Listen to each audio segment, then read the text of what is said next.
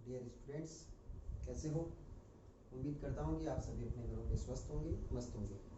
मैं सुरेश सोनी भारतीय ऑनलाइन क्लासों में आपका हार्दिक स्वागत करता हूँ। आज अपन एक नई यूनिट की स्टार्ट कर रहे हैं, नई यूनिट और नया चैप्टर, क्योंकि बहुत सारे नए बच्चे भी इस अपनी ऑनलाइन क्लासों से जुड़ रहे हैं। तो अपन ये चाहते हैं कि सभी बच्चों को इसका फ़ायदा मिल पाए। तो देखो, अपन ने सिलेबस के बारे में पहले डिस्कशन कर चुके थे अपन कि अपने टोटल 42 चैप्टर्स जो हैं वो 10 यूनिट्स में डिवाइड है, जिनमें से कुछ चैप्टर्स अपन पहले कर चुके हैं और उन्हीं में से ही अपन एक नई यूनिट और नए चैप्टर को स्टार्टिंग आज कर रहे हैं।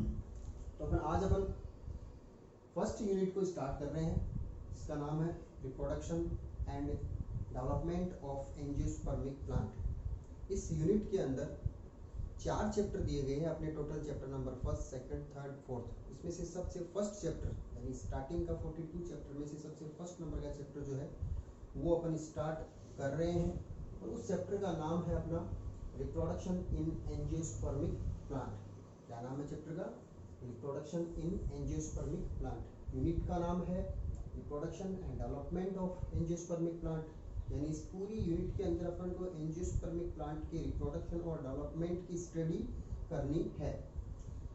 थोड़ी सी ब्लूप्रिंट के बारे में बातें अपन हमेशा करते हैं जब भी अपन नई यूनिट को स्टार्ट करते हैं। तो ये भी एक नई यूनिट है, तो अपन थोड़ा सा ये भी बात कर लेते हैं कि इस यूनिट का कितना वेटेज है अपने बोर्ड के एग्जाम के अंदर, कितनी वैल्यू है, कितने इसके मार्क्स आएंगे।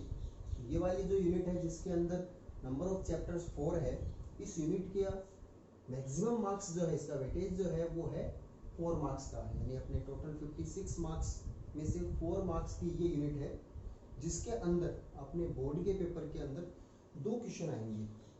एक क्वेश्चन आएगा 1 मार्क्स का और एक क्वेश्चन आएगा 3 मार्क्स का। यानी इस 4 चैप्टर पढ़ने के बाद में अपन 4 नंबर यहाँ पर कैरी करेंगे, जिसमें अपने 2 क्वेश्चन आएंगे बोर्ड पेपर के अंदर। टोटल 30 क्वेश्चन में से एक 1 मार्क्स वाला है, 3 मार्क्स वाला। ये ब्लूप्रिंट की बातें अपन हमेशा जब नए यूनिट को स्टार्ट करते हैं तो अपन करते हैं, तो ये साथ साथ में अपन यहाँ पर लिख देते हैं। और जो आपको नोट्स की PDF भेजी जाएगी उसके अंदर भी ये चीज़ आपके पास लिखी हुई आएगी, जिससे आप अपने नोट्स टैली करो तो उस समय पर भी ये चीज़ें लिख के रखो। अब अपन आते हैं अपने चैप्टर के ऊपर। चैप्टर का नाम रिप्रोडक्शन इन एंजियोस्पर्मिक प्लांट। तो what is angiospermic plant? Angiospermic plant क्या होते हैं? तो 11th क्लास के अंदर कुछ प्लांट्स के इवोल्यूशन की स्टडी अपन ने की थी कि कैसे लोअर कैटेगरी के प्लांट से हायर कैटेगरी के प्लांट्स जो बने थे, यानी डेवलपमेंट कैसे हुआ था प्लांट्स का। जैसे ह्यूमन डेवलपमेंट अपन पढ़ते हैं, वैसे प्लांट्स का डेवलपमेंट भी अपन ने पढ़ा था। तो अपन ने सबसे पहले देखा था कि इस नेचर के अंदर सबसे लोअर कैटेगरी के जो प्लांट्स हैं वो थे एल्गी। यूनिसेलुलर प्लांट्स थे एल्गी। एल्गी से डेवलप्ड टाइप के प्लांट बने थे ब्रायोफाइट्स। ब्रायोफाइट्स के बाद में आए टेरिडोफाइट्स। टेरिडोफाइट्स के बाद में बने थे जिम्नोस्पर्म प्लांट। जिम्नोस्पर्म के बाद में आए थे एंजियोस्पर्मिक प्लांट। तो इस सीक्वेंस से अपन को ये पता चल रहा है कि सबसे डेवलप्ड प्लांट जो है वो एंजियोस्पर्मिक प्लांट है, जो अर्थ के ऊपर सबसे ज़्यादा क्वांटिटी में पाए जाते हैं। सबसे डेवलप्ड कैटेगरी के प्लांट एंजियोस्पर्मिक प्लांट होते हैं। जिम्नोस्पर्मिक प्लांट भी डेवलप्ड हैं, बट माइनर सा डिफरेंस होता है। वो अपन इस एंजियोस्पर्मिक वर्ड का मीनिंग जब अपन करेंगे तो इसके अंदर आपको समझ में आ जाएगा। तो एंजियोस्पर्मिक प्लांट क्या हुआ? इस प्लांट के अंदर रिप्रोडक्शन अपन पूरे चैप्टर नंबर 1 और 2 दोनों के अंदर रिप्रोडक्शन पढ़ेंगे। एंजियोस्पर्मिक का मतलब अपन देखते हैं। एंजियोस्पर्मिक का मतलब होता है कि ऐसे प्लांट जिनके सीड जो होते हैं वो कवर्ड होते हैं।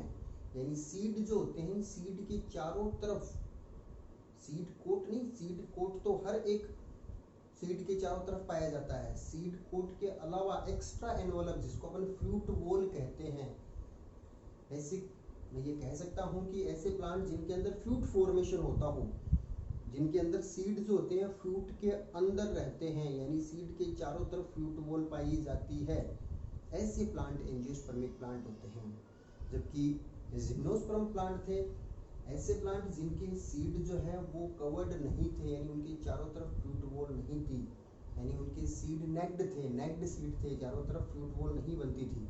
बस यही एक मेन डिफरेंस था। बाकी माइनर डिफरेंस और थे, मगर मेन अगर अपन नेम से बात करते हैं तो मेन डिफरेंस जिम्नोस्पर्मिक और एंजियोस्पर्मिक प्लांट में ये आता है कि जिम्नोस्पर्मिक प्लांट के सीड जो होते हैं वो नेक्ड होते हैं, यानी कवर्ड नहीं होते फ्रूट वॉल से, जबकि एंजियोस्पर्मिक प्लांट जो होते हैं उनके सीड जो होते हैं वो चारों तरफ से फ्रूट वॉल से कवर्ड होते हैं। जैसे अपन बात करते हैं सीड है ये, इस सीड के चारों तरफ अगर मैं फ्रूट वॉल बनाता हूँ, ये पहले फ्रूट हो गया, जैसे मैंगो का फ्रूट है, ये अंदर सीड हो गया, चारों तरफ फूड जो फ्लैशी पार्ट होता है जिसको अपन खाने में काम में लेते हैं, अगर ऐसा कोई फ्रूट इस प्लांट के लगता है तो वो तो होगी एंजियोस्पर्मिक। और अगर केवल सीड है, इसके चारों तरफ फ्रूट वॉल नहीं है, तो ये हो जाते हैं जिम्नोस्पर्मिक प्लांट। तो नेचर के अंदर सबसे डेवलप्ड कैटेगरी के प्लांट होते हैं एंजियोस्पर्मिक प्लांट। अब अपन बात करते हैं इन प्लांटों के बारे में बेसिक कुछ बातें और।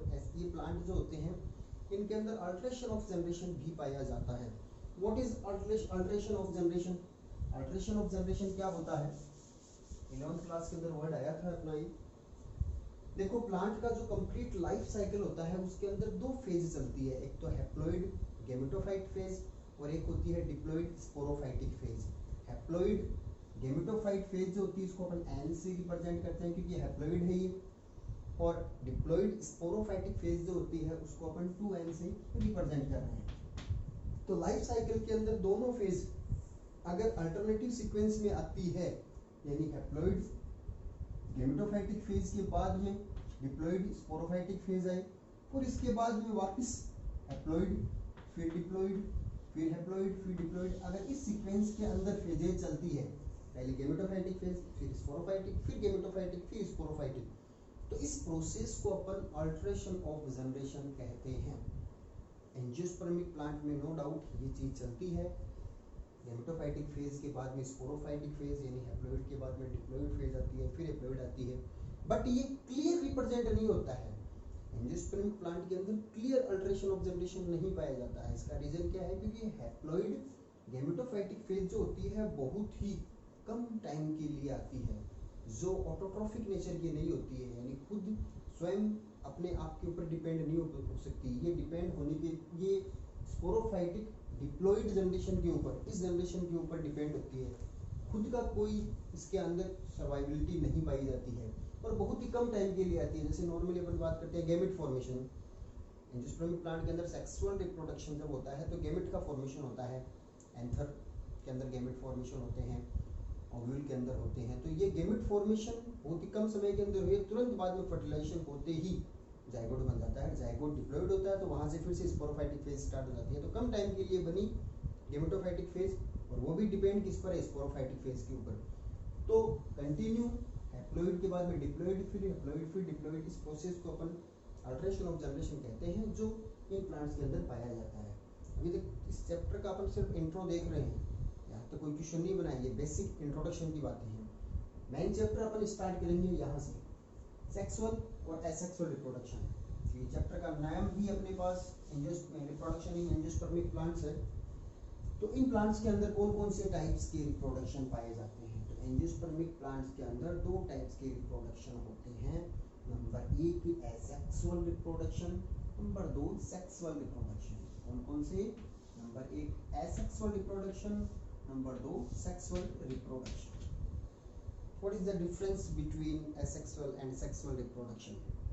The basic conceptual difference जो होता है वो सेक्सुअल और एसेक्सुअल रिप्रोडक्शन में ये होता है कि एसेक्सुअल रिप्रोडक्शन जो होता है, देखो दोनों ही रिप्रोडक्शन है।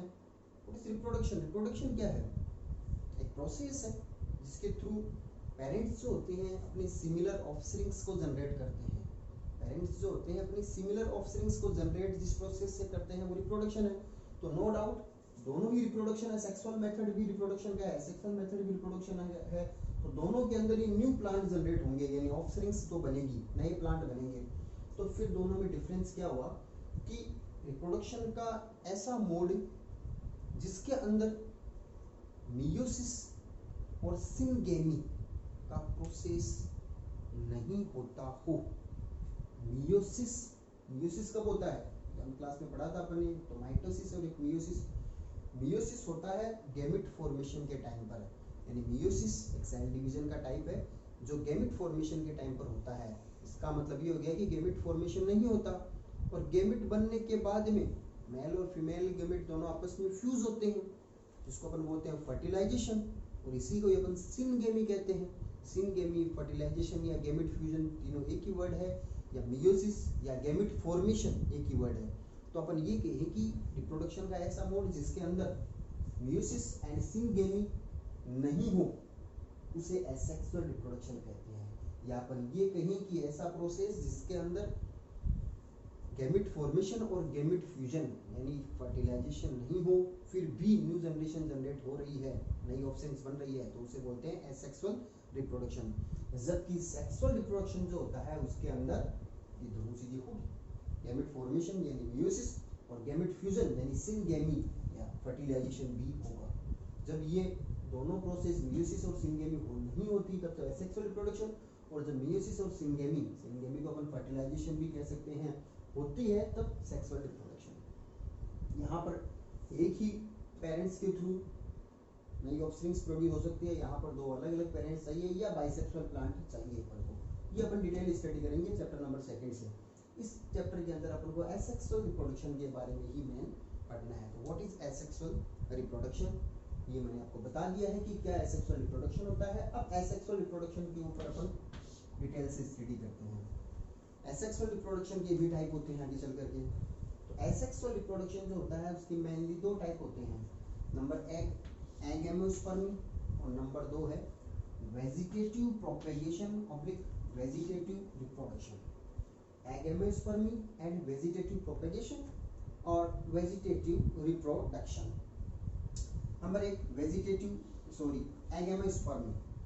एगेमोस्पर्मी देखो इस वर्ड को डिफाइन अपन ऐसे करते हैं, a means without, gamos means fusion, spermy means seed, without fusion seed means क्या हो गया कि प्लांट्स प्रोड्यूस होंगे। देखो सेक्सुअल रिप्रोडक्शन के अंदर एंड प्रोडक्ट क्या होता है अपना, सीड बनता है। उसी सीड को अगर अपन सॉइल के अंदर लगा दिए नया प्लांट जनरेट हो जाता है, मगर वो सीड किसका रिजल्ट था, सेक्सुअल रिप्रोडक्शन का रिजल्ट था। यहाँ पर एक एबनॉर्मल कंडीशन बता रहा है ये एगेमोस्पर्मी, बिना फर्टिलाइजेशन की सीड बनना। फर्टिलाइजेशन कब होता है, जब सेक्सुअल रिप्रोडक्शन होता है। इसका मतलब सेक्सुअल रिप्रोडक्शन हुआ ही नहीं यानी फर्टिलाइजेशन हुआ ही नहीं फिर भी सीड बन गई, बिल्कुल ऐसा भी होता है। कुछ प्लांट्स ऐसे होते हैं जिनमें एबनॉर्मलिटीज के थ्रू सीड तो बनते हैं बट वो सीड जो होते हैं वो फर्टिलाइजेशन का रिजल्ट नहीं है, बिना फर्टिलाइजेशन के सीड बन गए। और उन सीड से अगर अपन नया प्लांट जनरेट करते हैं तो उस प्रोसेस को बोलते हैं एगेमोस्पर्मी। बात समझ में आई। एगेमोस्पर्मी के अंदर प्लांट तो सीड से तैयार हो रहे हैं बट वो सीड फर्टिलाइजेशन का रिजल्ट नहीं आया यानी फर्टिलाइजेशन के थ्रू नहीं बने हैं, इसलिए वो सीड किसके सिमिलर हो गए, नॉर्मल प्लांट के वेजिटेटिव पार्ट के सिमिलर हो गए। प्लांट का वेजिटेटिव पार्ट जैसे रूट है, शूट है, लीव्स है, कोई भी प्लांट कोई भी पार्ट, देखो कोई प्लांट होता है तो उस प्लांट के अंदर रूट्स है, फिर शूट्स के अंदर स्टेम है, लीव्स है, ये सभी इसका शूट कहलाता है। क्या कहलाता है, शूट, यानी एरियल पार्ट जो है वो शूट है और नीचे इसकी रूट्स पाई जाती हैं। तो प्लांट्स के अंदर फ्लावर भी लगते हैं, तो इसके फ्लावर जो होता है, फ्लावर के अंदर आगे चल करके फ्लावर फ्रूट में कन्वर्ट होता है, फ्रूट के अंदर सीड बनते हैं। तो अगर सीड से अपन नए प्लांट को जनरेट करते हैं तब तो वो सेक्सुअल रिप्रोडक्शन में काम आएगा।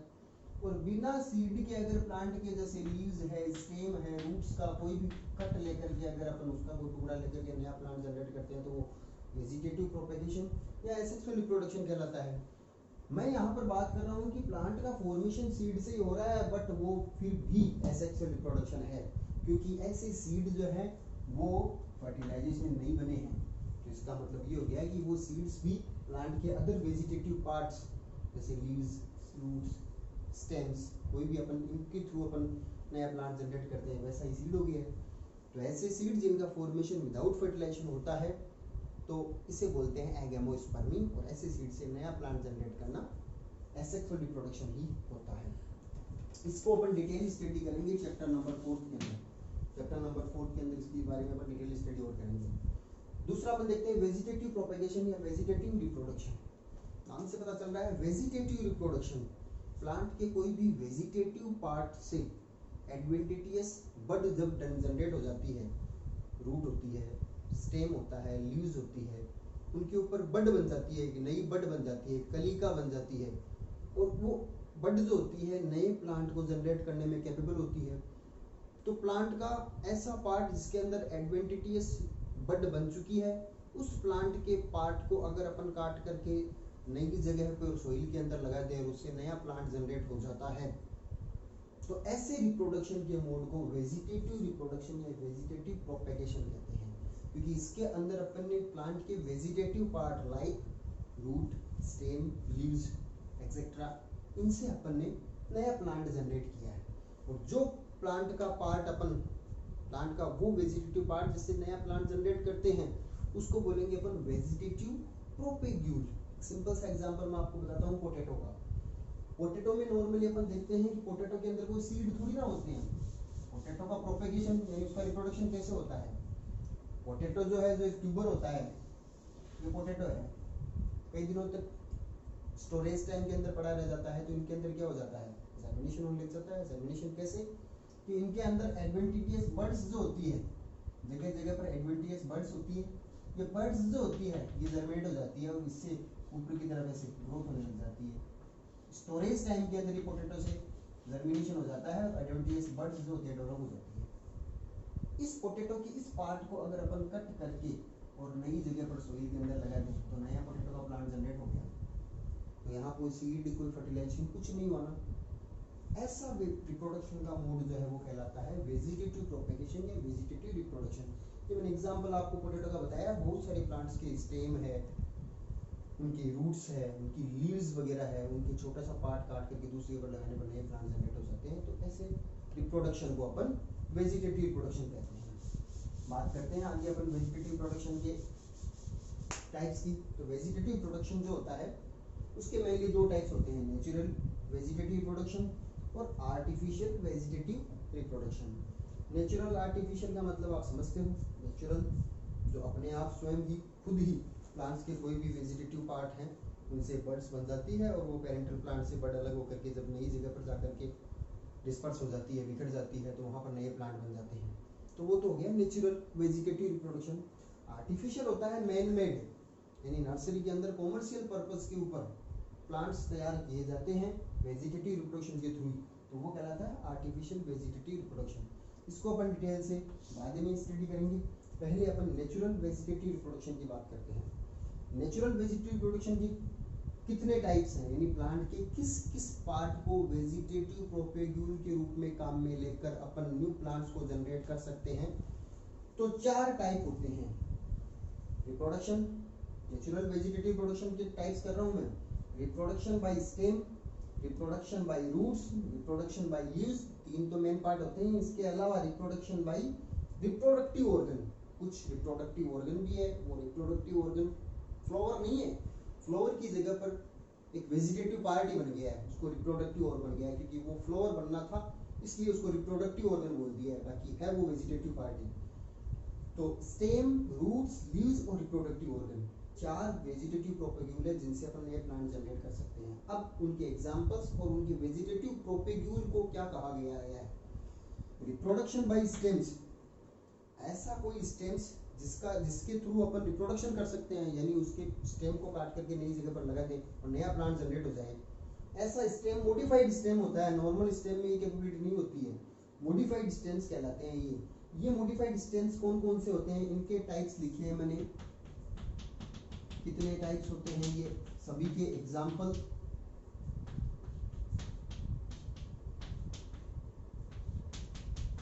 और मॉडिफाइड स्टेम्स के नेम देखो। Number 1 tuber, number 2 rhizome, number 3 corm, number 4 bulb, number 5 offset, number 6 stolon, number 7 runner और नंबर 8 सकर। ये सब नेम है मॉडिफाइड स्टेम्स के जिनसे वेजिटेटिव प्रोपेगेशन होता है। नंबर 1 ट्यूबर, अभी आपको मैंने बताया पोटैटो का मॉडिफाइड स्टेम है, उसका नाम है ट्यूबर, तो इसका एग्जांपल हो जाएगा ट्यूबर। ये आपको याद रखनी है, एग्जाम के अंदर मैच वाला क्वेश्चन आता है इससे। जैसे आपको प्लांट्स का नाम दे दिया और उसके मॉडिफाइड स्टेम्स का नाम पूछ लिया, या मॉडिफाइड स्टेम का नाम दे रखा है पेपर में और प्लांट्स का एग्जांपल पूछ लिया, प्लांट्स के नेम का नेम एग्जांपल देखो। तो ट्यूबर के अंदर एग्जांपल आ जाएगा पोटैटो, राइजोम हॉरिजॉन्टल ग्रोथ करते हैं सॉइल के अंदर, जमीन के अंदर पाए जाते हैं। ये टेरेस्ट्रियल स्टेम है, ये सभी जो सॉइल के अंदर पाए जाते हैं। देखो आप सोचते हो कि सॉइल के अंदर तो रूट्स ही होती है, नहीं, बहुत सारे प्लांट्स के स्टेम जो होते हैं वो भी सॉइल के अंदर होते हैं, और ऐसे स्टेम को टेरेस्ट्रियल स्टेम बोलते हैं, अपने जमीन के अंदर पाए जाते हैं।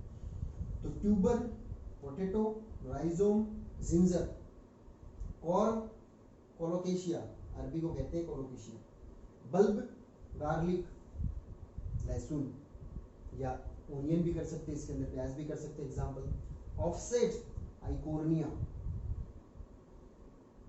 एक्वेटिक प्लांट है ऑफसेट है आइकोर्निया, सॉरी, इसको टेरर ऑफ बंगाल भी कहते हैं, वाटर की सरफेस के ऊपर पाया जाता है ये, और इसका स्टेम जो होता है उसका नाम है ऑफसेट, जिसके थ्रू वेजिटेटिव प्रोपगेशन होता है।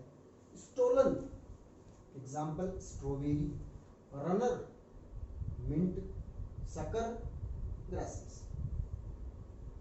ये कुछ एग्जांपल्स हैं जिनके अपन फिर से एक बार डिस्क्राइब करते हैं।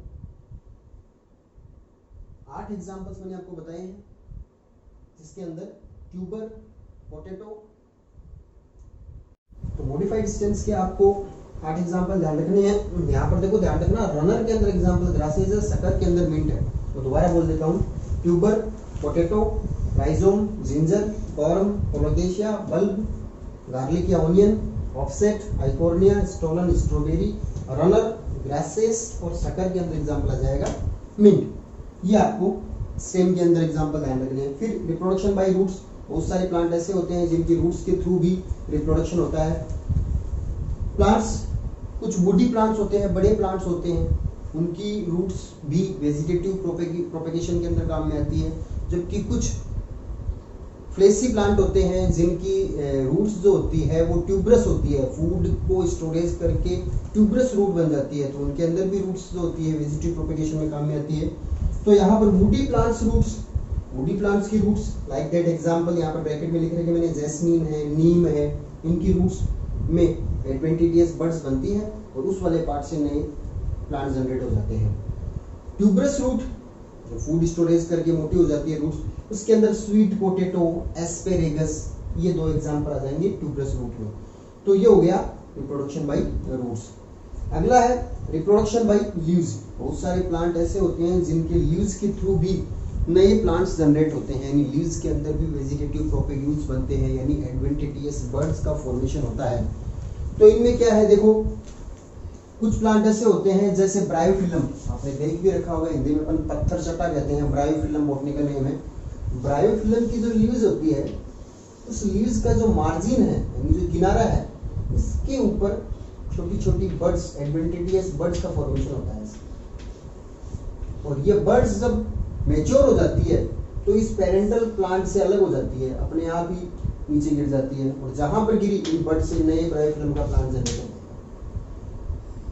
कुछ प्लांट जैसे बिगोनिया, बिगोनिया जो होती है उसकी लीव्स की जो पेटियोल, ये वाला रीजन जो है ये कहलाता है पेटियोल, तो ये यहाँ पर वेंस बनती है, मिड रिब और लेटरल वेंस, इस पेटियोल वाले रीजन में और इसकी वेंस वाले रीजन में यहाँ पर रूट्स बड्स का फॉर्मेशन होता है। एडवेंटिडियस बड्स जो होती है वो कहाँ बनती है, वेंस में और पेटियोल वाले रीजन में। यहाँ पर भी एडवेंटिडियस बड्स बनी, यहाँ पर एडवेंटिडियस बड्स बनी है, बट दोनों का जगह अलग अलग हो गई है, रीजन अलग अलग हो गए हैं। तो इसके अकॉर्डिंग अपने 2 एग्जांपल कर दिए। मार्जिन ऑफ लीव्स, यानी लीव्स की मार्जिन पर एडवेंटिडियस बड्स बनती है, तो वहां से वेजिटेटिव प्रोपगेशन होगा, तो इसमें एग्जांपल आ जाएगा ब्रायोफिलम। और petiole and veins of leaves, leaves की पेटियोल और वेंस के ऊपर जब एडवेंटिडियस बड्स बनती है तो वो वाला पार्ट वेजिटेटिव प्रोपगेशन कहलाएगा, तो उसमें एग्जांपल आ जाएगा बिगोनिया। तो लीव्स के थ्रू वेजिटेटिव प्रोपगेशन के अंदर एग्जांपल क्या क्या आ गए, ब्रायोफिलम आ गया, बिगोनिया आ गया। दोनों के अंदर बड्स बनेगी, बट दोनों की जगह अलग अलग होती है, जो आपको मैंने बताई है।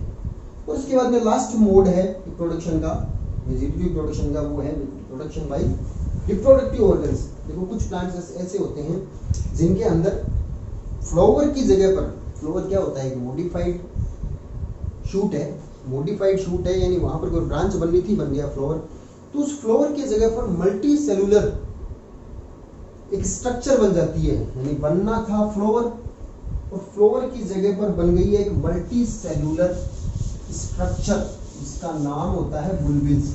जैसे ये ब्रांच है, यहाँ पर बनना था फ्लोवर, अब इस फ्लोवर की जगह पर एक मल्टी सेल्यूलर स्ट्रक्चर बन गई है। इस टाइप से बड लाइक स्ट्रक्चर ही होती है ये, एक तरीके से बड ही है, मगर बड किसी प्लांट के उस पार्ट से बनी है जहां पर फ्लोवर बनना था, इसलिए इसका नाम दे दिया बुलबिल। क्या नाम दे दिया? बुलबिल्स। ये बुलबिल्स जो है उसी को रिप्रोडक्टिव ऑर्गन कहा गया है, क्योंकि फ्लावर की जगह पर ये स्ट्रक्चर बन गई है। तो कुछ प्लांट्स के अंदर बुलबिल्स का फॉर्मेशन होता है, इस बुलबिल्स के थ्रू नए प्लांट्स जनरेट होते हैं, क्योंकि ये जब मैच्योर हो जाएगी बुलबिल्स तो यहाँ से सेपरेट होकर के नई जगह पर जाकर के गिरेगी और वहां पर नए प्लांट का जनरेट कर देगी। इसमें एग्जांपल आएंगे आपके दो, agave and Dioscorea. Agave and Dioscorea. तो ये हो गया अपना एसेक्सुअल रिप्रोडक्शन के अंदर नेचुरल वेजिटेटिव प्रोपेगेशन। मैं एग्जांपल्स आपको फिर से एक बार दोबारा बताता हूँ, फटाफट आप रिवाइज कर सकते हो। रिप्रोडक्शन बाय स्टेम्स, जिनको हम मॉडिफाइड स्टेम्स भी बोल सकते हैं। ट्यूबर, एग्जांपल साथ में बोल रहा हूँ, पोटैटो। राइजोम के अंदर ginger, arum, colocasia. Bulb, garlic, offset, eichhornia, stolon, strawberry, runner, grasses और सकर, मिंट। ये ध्यान रखना आपको, मैंने ये डिटेल में इसलिए बताया कि अपने सिलेबस के अंदर ये सिर्फ नेम दे रखे हैं। ये सभी टेरेस्ट्रियल स्टेम के एग्जांपल है। ट्यूबर है, राइजोम है, कॉर्म है, बल्ब है, ये सभी के सभी टेरेस्ट्रियल स्टेम है। कौन सी स्टेम है? टेरेस्ट्रियल स्टेम है। ऑफसेट, स्टोलन, रनर, शकर, ये सभी के सभी कौन से हैं? सेमी एरियल स्टेम है, जो सरफेस के ऊपर हॉरिजॉन्टल ग्रोथ करते हैं। वर्टिकल नहीं, हॉरिजॉन्टल, न पूरे एरियल पार्ट में है, न सॉइल के नीचे है, ये सेमी एरियल के अंदर आ जाते हैं।